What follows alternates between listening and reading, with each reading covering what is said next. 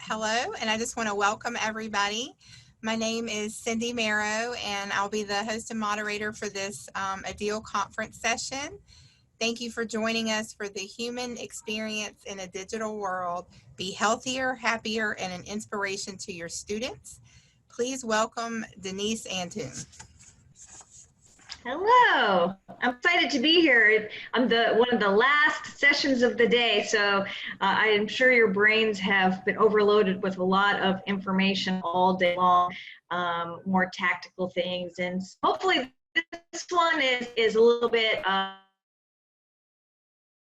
a break for your brain and a little bit of relaxation for you, because we all need that in our day to have a calmer, less chaotic day. Now that so many people are remote, there is so much more happening in people's lives and in household that they weren't used to before. So some attending are pros at being digital and enrolled and remote, and other people, this has been a new experience. And today I'm just going to share some tools and tips. This graphic kind of depicts for people what people think working from home is. And in the past, digital education, and I know I've taught digitally for over 15 years. And when I started teaching at that level, a lot of people thought it was a joke and it wasn't real education and you can't go to college online. And now everybody's going to school online, from preschool and up. They're doing all of the digital learning. And so now people are starting to understand a little bit better how to try to figure out, navigate what it's like to work remote, work from home, and to have family around 24/7, which is something most people were not used to. And so this graphic is kind of a funny one that, what I really do is how a lot of people have been feeling over the last several months. And so today, what I'm going to present is not rocket science, and it's things that we all know, and you've probably heard many of these things before, and you say, yeah, I know, but do you actually do them? And that's the key of having more joy in your life and less chaos and a happier, healthier home. So see if I can get this little clip here. I can get it to work here. So this kind of depicts what many people feel like when they first started this remote working.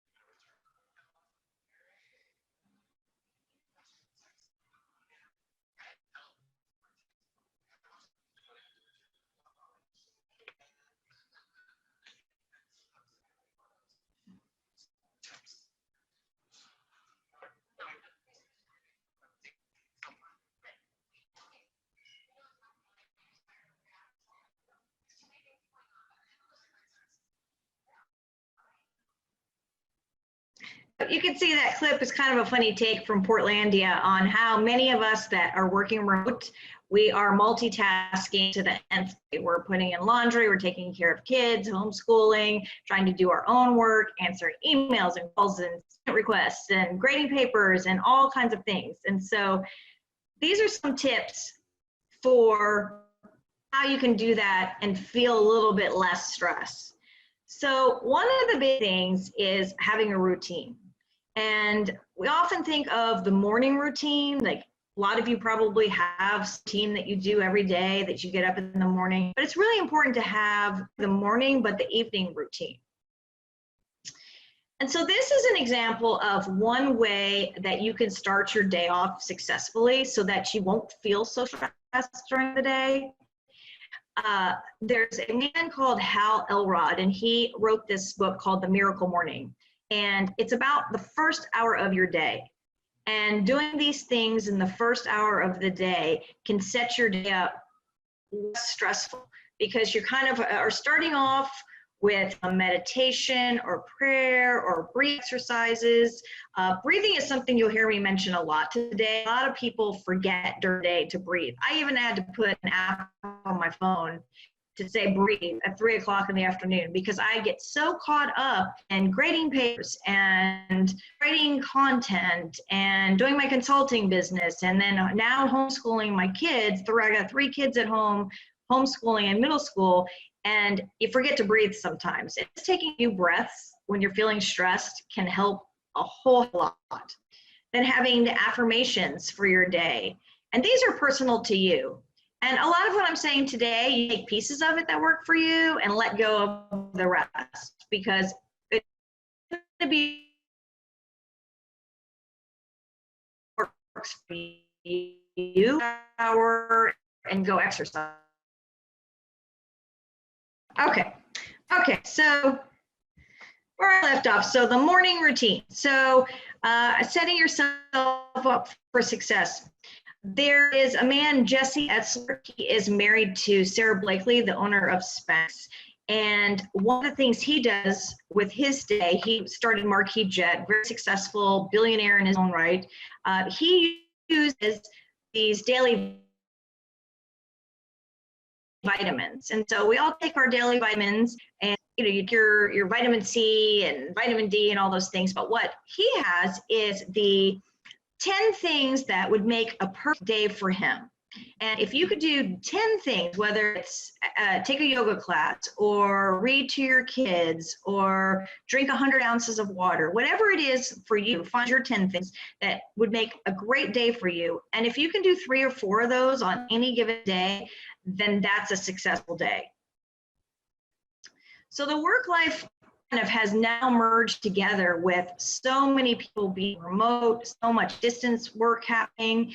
It's not just in the distance education anymore. Now there are parents at home that were normally in an office. There are a lot of people that are unemployed and trying to find work, that are now going back to school, trying to figure out how they balance school with their home life because they were used to being in a career. It looks like this. Many people, this is what the past mornings look like, but now this is kind of what every day looks like. The girl sleeping on the couch, probably for her, mom's trying to get everything, and dad's trying to cook things. And so trying to find a family routine as well that can bring everybody together, because it's no longer just the moms and dads that are at home. Now the kids are at. And one of the things that we found that works really great is having family board meetings where we get the family together and everybody talks about their week and their goals for the week, what they have to do for work, everybody has to do for school, and creating a chart that everybody knows what their duties of the week, they're assigned different things. Because what has happened now, a lot of all they see their parents doing is working in their mind, because mom and dad used to leave the house and now everybody's staying at home. And so now a lot of the people are remote, and not just the online instructors past. Now a lot of people are understanding what to balance all of it. So finding ways that you can exercise as a family, get outside, activities. We called it the COVID board, and if they did certain activity, then they get COVID points, and then those COVID points turn prizes. And so trying to find a way to make a very stressful situation fun, help ease your stress. Having office hours. Working remote, people who don't understand it, they often think, well, you can turn on TV and eat bonbons and take a break whenever you like it. But you really have to schedule time that you say, this is the time I'm working. It's putting a sign on the door so don't come in. If you're on like a Zoom meeting like this, when this first did, my youngest child's goal was to Zoom flash something that would go viral online. And so he loved to enter my Zoom meetings. And so I had to put it down and say, okay, mom's in office hour right now. You cannot come in and lock the door, and make it so that they understood that you have to stay out this time. I'm actually working and you have to stay out. And this is the time for you to work. So finding that balance. Setting up a work space. Is work on your table, your work is in the bedroom, part of your in living room, all over the place, and don't really feel that calmness and the work environment, you will feel like you're always working because it's everywhere. You can eat dinner at the table because papers are on the table. So set up a workspace in your home will really help create some calm. And then setting the ground rules and like, what is actually an emergency? My son needed to text me from the other room that the stove was on fire because he made mac and cheese that burned. So obviously it was an emergency that I needed to get off the meeting and go put the fire out. Setting up a schedule for emails. Most of us are so bombarded with emails, but keep in mind that emails are somebody else's to-do list. So if you set your up where you have 3 big goals, more than 3 of this is the things that you must get done today, whether it's grading paper, creating curriculum, or doing a consulting task, whatever it is you have to complete that day, then set that up and then say no to the rest, because those are the things that you know are priorities to get done. And I like to add 3 personal ones too, just so that I can kind of keep that balance in life of, I'm going to make sure I make a yoga class today, or I'm going to make sure that today is the day I'm going to make dinner of a healthy meal for everyone instead of going out. Just finding those 3 goals to have for the day. And then an important part is getting up and moving. I talked about earlier about exercise. Moving when you are working remote is so easy, and I'm sure some of you have experienced it, where you sit down at 8 o'clock in the morning and look up and you're like, wow, it's 3 o'clock in the afternoon. And I've not got up one time, I haven't had lunch, I haven't got anything to drink, because you get so caught up in the task that you forget to stop. So whether it's that you set a timer on your phone, I got one of those smart watches that I set up so that every hour it goes to tell me to get up and stretch, some water. I bought a little trampoline that helps, that you can jump on the trampoline for a few minutes. So if you are starting to feel stressed during the day or feeling very overwhelmed, one of the Tony Robbins talks about with high performers, change your state, you change your story. So if you're feeling really stressed, if you get up and move, change locations. Maybe you need to have a day where you go and you work outside in the backyard versus working at the table inside. Just changing your story can help. And then using no as a complete sentence, because a lot of us don't say no to things. And you take on more than you can handle sometimes because you don't want to say no. But it's okay to say no, because especially now, you really need to keep your own bounds. This is another technique, the Pomodoro Technique. And here's a more detailed example of picking a task and then setting a time working on that task for 25 to 30 minutes, no more. Then you take a break.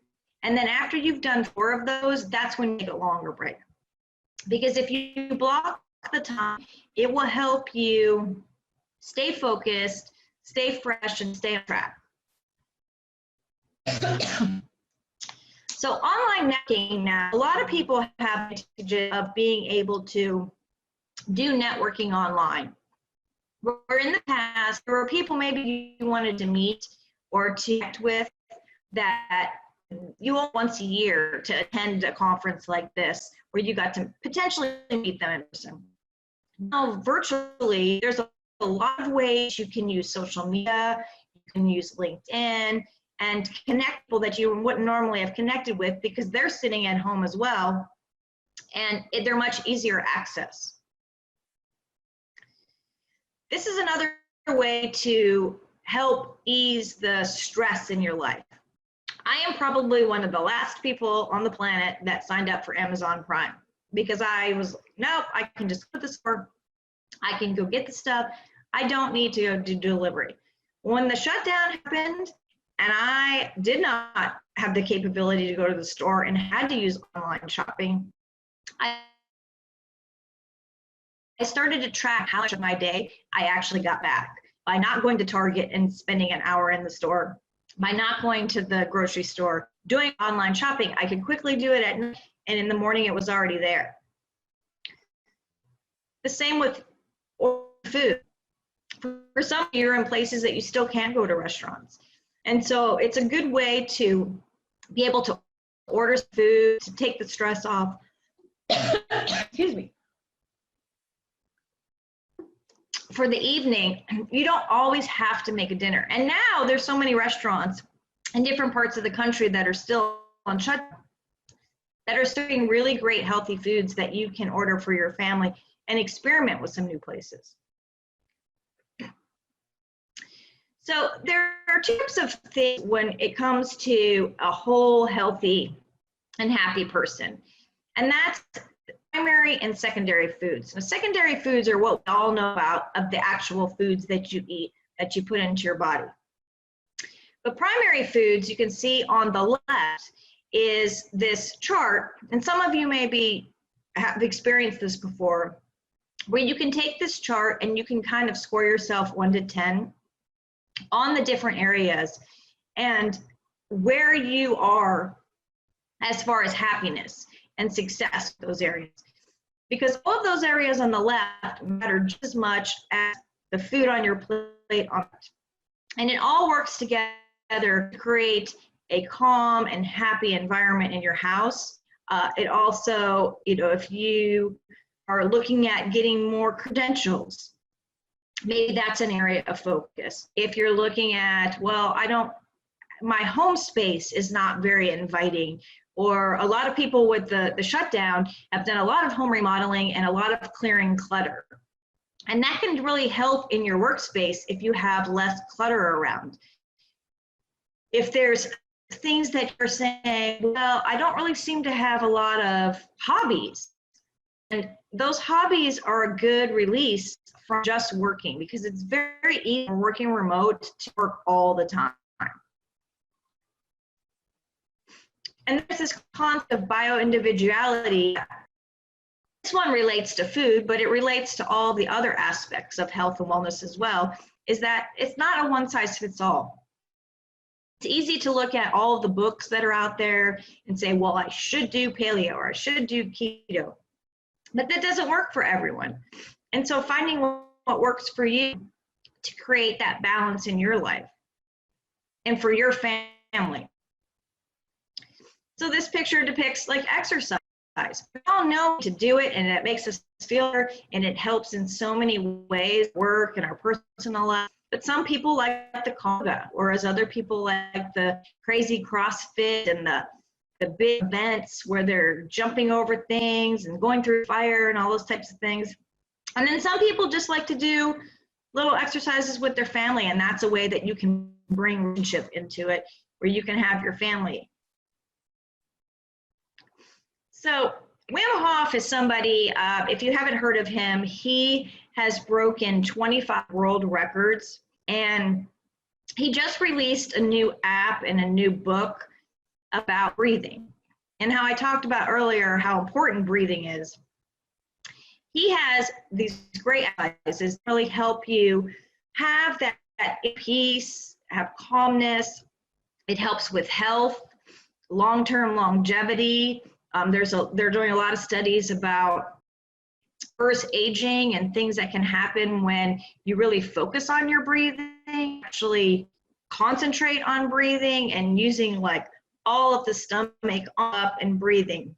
So I highly recommend to check out his app that he has. He walks you through all the breathing exercises if that's something that you're not familiar with. And exercise is one of those things that, we all know we feel better after it. One of the easiest things to say, no, I'm tired today, or I have too much work to do. It used to be it's too expensive and I can't go to the gym. Now we have no excuse because of all these virtual events. YouTube has every kind of exercise that you could want. There is virtual class pass. There's a lot of celebrity trainers and things now because of COVID have online programs, and many of them are free, and you don't even have to leave your house. So it's easy to find these types of things. The wearables, the Apple Watches and the Samsung Health apps and all those that can track it. Once you start tracking, you really kind of get into it because you're like, wow, I did more today than I did yesterday. Or looking at sleep. That's another component that we'll get into in a little bit about health. So then looking at relationships. Many people were not used to both parties working from home, working all the time remotely. And so that's a lot of changes for people. It's brought a lot of stress, a lot of tension. But there's things that you can do. You can have virtual date night. We did a virtual vegan cheese, which I didn't even know such a thing existed, cheese class, and we got to learn the cheesemakers on how they made cheese out of almonds and cashews, and it looked like cheese, it tasted like cheese, it was delivered to our house, and we got to do this virtual date night. There's concerts online, there's movie screen. We did a movie last week of a movie. So there's lots of things that you can do to have date night and keep the relationship going. But at the same time, you need that time apart, because being together 24/7 is not something many people were used to. Maybe one person worked, but the other person didn't. And now you're together all the time. In some parts of the country, people are not able to leave their house. Other parts, like in Texas, where I am, we're pretty much back at normal in Texas. And so you gotta still have that time apart. And then the nighttime routine. We often forget about the nighttime routine. And that can really help you set up for the next day. You can start your day off with less stress. It can help you ease down into the night, and having a nighttime routine where work is done, those hours that you created as office hours, you're done with those. Maybe you've had dinner, you have a nighttime routine, maybe it's a hot bath, or you read a book, or something to get you ready for that sleep, because that is where an area that a lot of people really had issues of not getting sleep. And so setting up a schedule of what time you go to bed every night, you do when you get up in the morning, a schedule of when you go to bed, getting your day ready for the next day, whether it's setting out the clothes, putting out the coffee cup, getting the coffee timer on, setting your day up. One of the things I do for the week is on Sundays, I will go through what my whole week is going to look like. And that way each night I have kind of a checklist of this is the goals for the week that I need to accomplish, and these are the days I'm going to do it, and creating some flexibility. And then sleep, this is an area where we just not getting enough sleep. A lot of people don't get enough water and sleep really affects a lot of things. I ended up buying a tracker to be able to track my sleep. I was amazed. I knew that I wasn't getting the best sleep. I did the tracker. I have earbuds that I put in that track and a watch that tracks, because I wanted to see if they coordinated, if it was really accurate. And they were pretty close to each other. And it's really interesting. There's a Aura ring that's out there now that you can see where you're not getting good sleep, because that is really the things that for the next day, when you're trying to work and concentrate, you're grading papers, your brain's not functioning as good as it could be functioning. And so up that routine, turning off technology before you go to bed, or putting the blue blocker glasses that they have now, being in front of a computer can really affect your biorhythms. Not having caffeine, creating a dark sleep environment, cool sleep environment, finding what is going to be the best environment for you to get the restorative sleep. And this is just some resources for people who are looking to get better sleep. Some of these apps can have meditations that you can help fall asleep to. The Zen buds, or the earbuds that I was talking about, that can regulate what your sleep is. And really interesting is it'll tell you how much you were on your right side or left side, how much you woke up, what you had deep sleep. And if kids are having trouble, the Moshi sleep and the Aura ring was the ring that I had mentioned. And just having the attitude of gratitude. We often forget in the chaos of the good things that are happening. You're all crazed out and you're like, all these things are going wrong and technology doesn't work and my kids are screaming and I have students complaining about something. I'm trying to get my work done. I'm trying to get the papers in on time. I'm trying to get in discussion boards, but then stopping and taking a breath and wow, look at all of the great things that have happened in this day. I had this amazing student compliment me on a particular thing. My son got an A on a test, whatever it may be. The sun came out today. Sometimes it's something very, very little because you're just having a bad day. Keeping that attitude of gratitude can really help keep calm and happiness in your life. And like here I am in Jamaica, the workcation. I'm actually here working, but you can also on the off time. Now that people are remote, you have the ability to go to different locations. You don't necessarily have to stay at your house. There's one instructor I know that she teaches history, and what she's been doing, touring all the historical spots. And so she's creating videos for her students, and when she logs in to do her Zoom, sometimes she's at a location that she's teaching the class at, and giving them like a real perspective of some of these things. So finding creative ways to maybe change missions is something that you can do with remote work. And just taking those breaths. During the day when it gets crazy and everything's very chaotic, just take a moment and breathe and remember all of the good things that are happening in your life, because there are a lot of good things that are happening.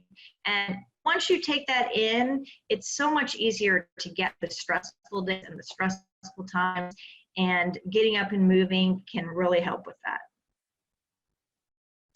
So if anybody has any questions, they want any follow-up information of these resources, feel free to email me at the email that I have here.